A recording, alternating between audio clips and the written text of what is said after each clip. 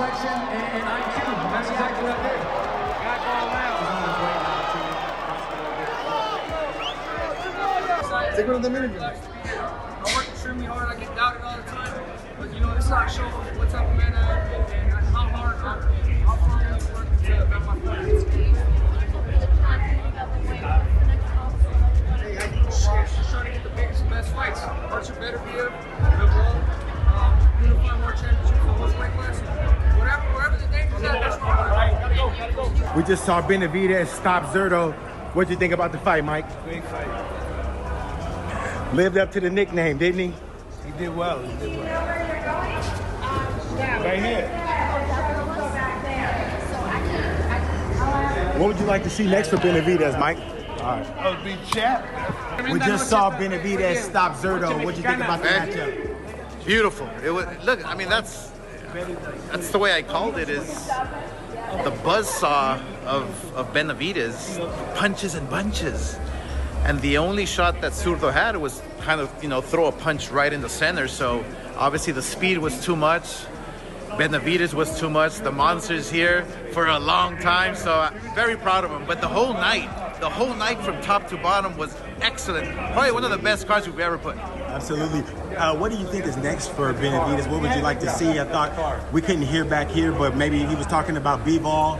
Is that something that looks like is coming up next? He's got many options. He's got many options. So I think right now he is the man at that weight class. So whoever's going to fight him has to wait in line, because there's several fighters like B-ball, like you know, all the top guys. So including you know, just all the world champions. But Benavidez right now is the man. What I said was that, you know, Benavidez is a monster. He's just a, you never seen somebody that's so tall, so big, be that fast. It's like he's super fast, you know what I mean? And he has power too. So at the end of the day, you know, I tip my hand off to Benavidez. He's a Mexican monster. Now, what's next for him, man? Should he stay here? I mean, Zurdo's never even been knocked down. He knocked him down twice and out. That's what I'm saying. You know what I'm saying? So, I mean, he's just got it all. He's right now, you know, he's one of my favorite fighters, and you know, I wish him the best. Canelo left before the main event, man. Was that a good idea? Hold on, where's my weapon? I think it was a 10 out of 10, spectacular. Who would have thought that someone who thought that someone like that could do to a cruiserweight, you know? What would be next for David? I mean, you got, you know, Bro, what did he say? What did he say post-fight? That's it, I don't know. Man, I would love to see like a better BF or a Bivol. Just like I'd love to see like him just smashing everything in light heavyweights. Got a little bit more on Benavidez. I know you were in camp with him a few times and everything, and see what he's done. So just talk about the speed and everything that he the speed, the skill set he showcases, man. You know, he'll put the punches together, man. But it's the right punches, bro. The skill set it doesn't match. You know, I feel like Benavidez can do whatever he wants right now and beat up on whoever he wants.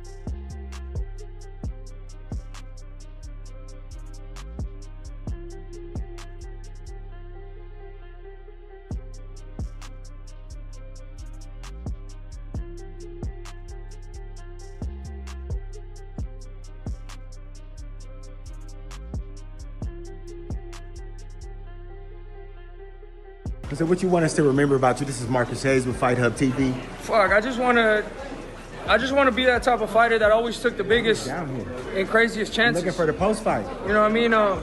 It's all good. It's all good. You know what I mean? I'm just very happy with this, bro. I'm happy to continue to challenge myself.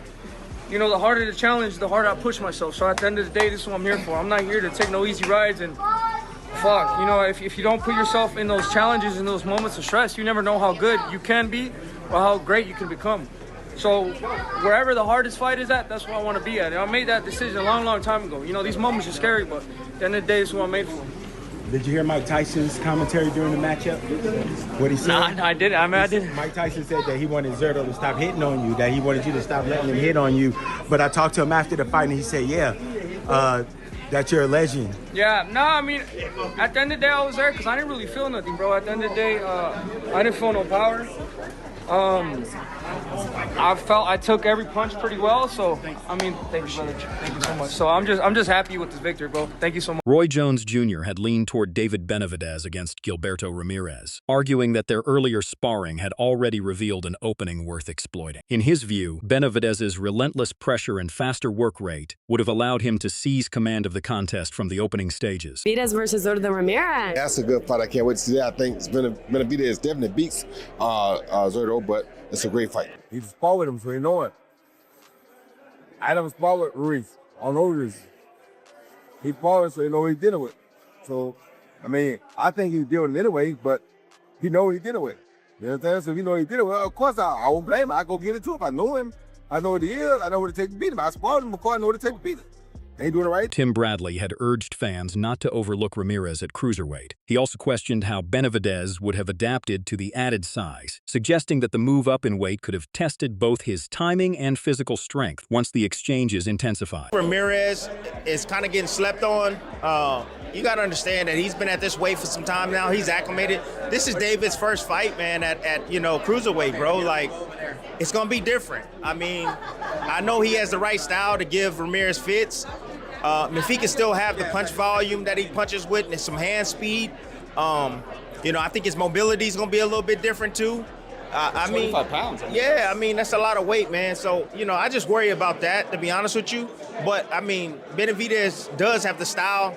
I believe that it give Ramirez some issues. But stamina, you got to think about that. You got to think about it was power translate at that heavier weight. I mean, there's a lot to think about, you know, in this fight, a lot of questions. Even with those reservations, Tim still gave the slight nod to Benavidez. He admired his forward-driving aggression and competitive mentality, expecting him to create serious problems for Ramirez across the fight and pile up meaningful damage, even if the bout did not end inside the distance. Look.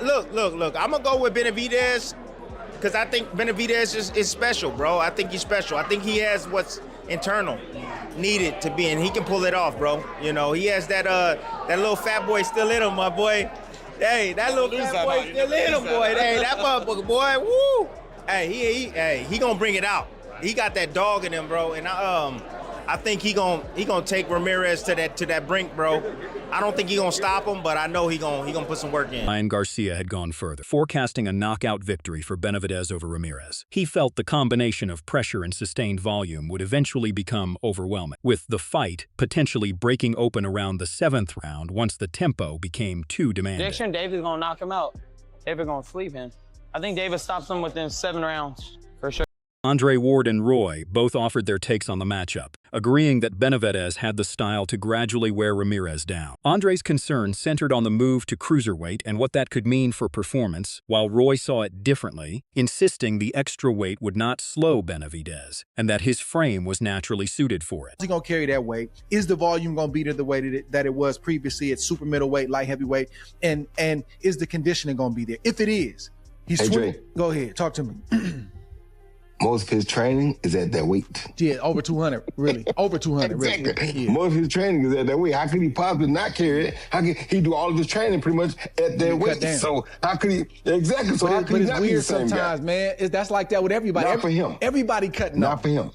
Yeah, but not for him. He's cutting differently. Well, he's been a big guy the whole time. We gonna see. Okay. Right? If you ever see him outside of a fight, you understand that this dude, this is nothing for. At the same time, Andre made it clear that Ramirez could not be dismissed, especially given his resume as a 3-time world champion. Still, he believed Benavidez held the stronger overall position. His unbeaten record, toughness and proven durability stood out most, particularly his ability to remain composed under pressure, stay upright, and avoid being knocked down in difficult moments. Ramirez, in Ward's eyes, was unquestionably a quality fighter, just perhaps not quite enough for this particular challenge. I'm guessing, but he might get 210, 215 or something like that, maybe even more. He just got a big frame.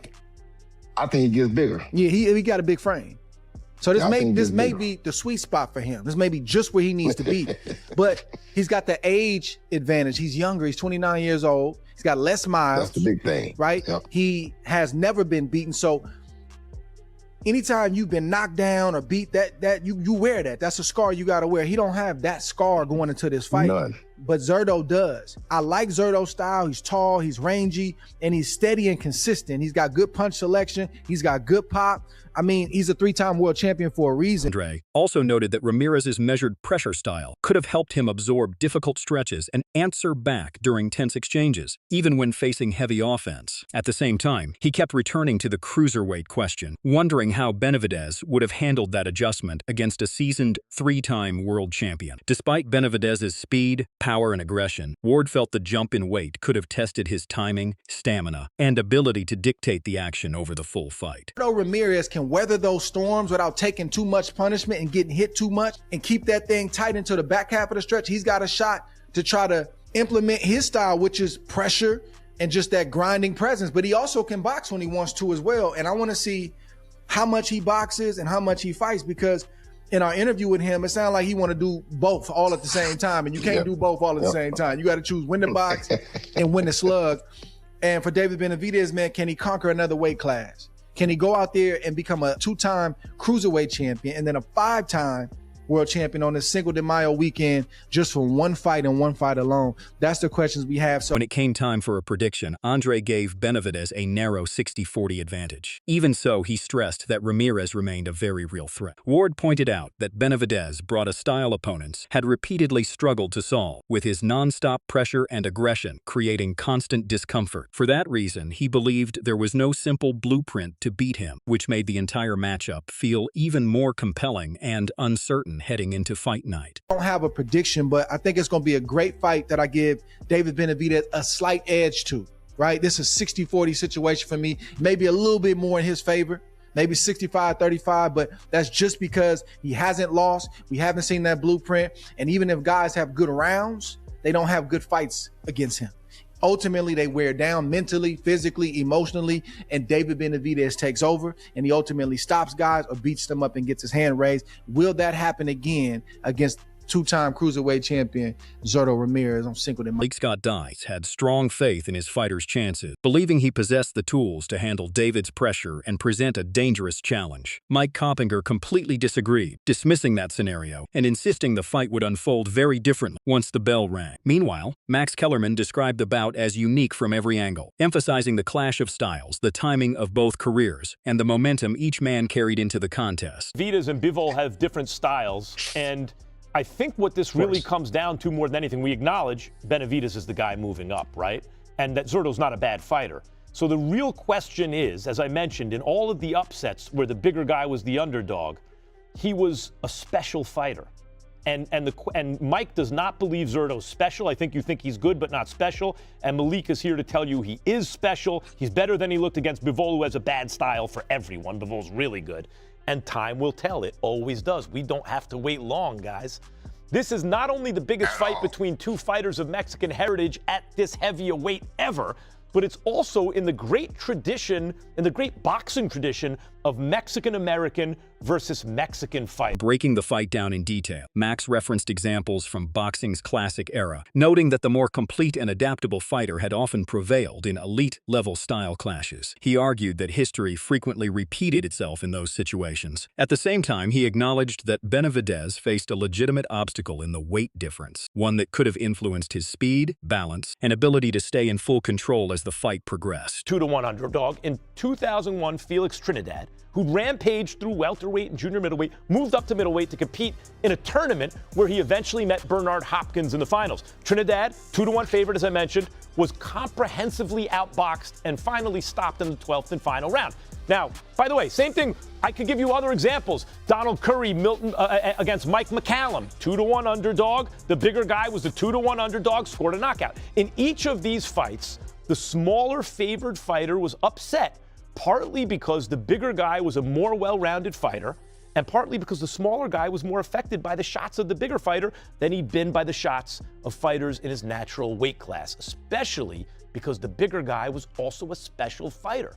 So if there's a pattern here, it seems to me you have to hope that your guy, that Zurdo, is not only more well-rounded than Benavidez, but that Benavidez's punch resistance won't be the same at cruiserweight. I yield the floor to Malik. The fight scheduled for Cinco de Mayo weekend had already drawn enormous attention from both fans and media. While Max used legendary past matchups to frame the significance, Malik believed this contest carried even greater immediate stakes. He emphasized that both fighters had major career implications tied to the result, with momentum, reputation, and long-term legacy all hanging in the balance, making it one of the most meaningful recent clashes for both camps. Do you think there is special significance in the big fight between Mexican and Mexican-American? Malik, do you think there is? And if so, what is it?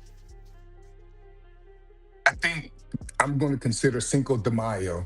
I think Mexican versus Mexican is extremely special. But you know what it makes me think of, Max? It makes me think of a fight I've been doing a lot of film study on recently.